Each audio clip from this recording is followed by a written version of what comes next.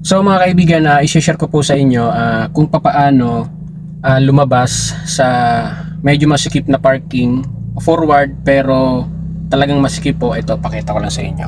Yan.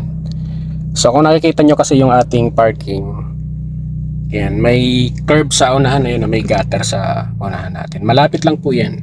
Tapos may kotse dito sa kanan. So ang way kasi natin papunta dito. So obviously masikip po talaga kasi diyan tayo dadaan. Yan, diyan sa part na yan. Diyan tayo papunta. Ngayon, ay tuturo ko sa inyo ang technique para maiwasan yung sabitan yung mga sasakyan diyan na nandiyan sa kanan.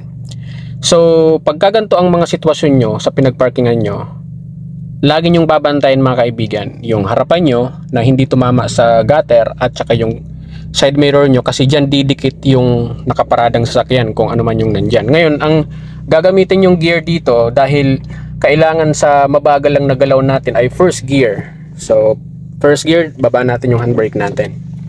So pipihit tayo ng manibela kapag hindi na natin nakita yung curb or yung gutter na yan, tsaka tayo mag-full turn. Okay? Kasi pag hindi natin to final turn mga kaibigan, possible mabitin tayo at tamaan natin yung gutter. Medyo mataas pa naman yung gutter na yan. So forward tayo ng konti. Ayan, diretso lang. So ito yung kotse na yan.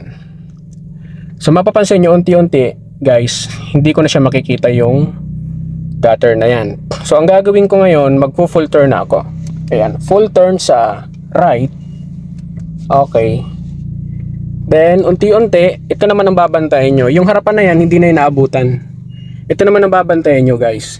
Yan. Yung side mirror nyo, dapat hindi siya dumikit.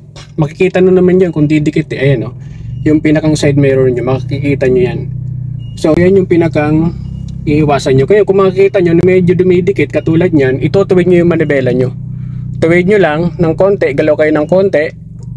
Then, ibalik nyo ulit mga kaibigan ng konti. Ayan, tuloy-tuloy lang kayo ng dahan-dahan.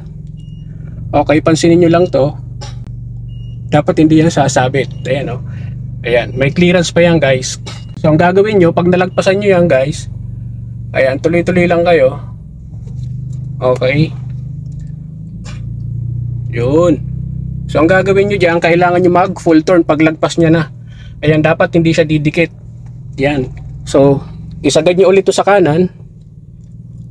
Ayan. So makakalabas na kayo.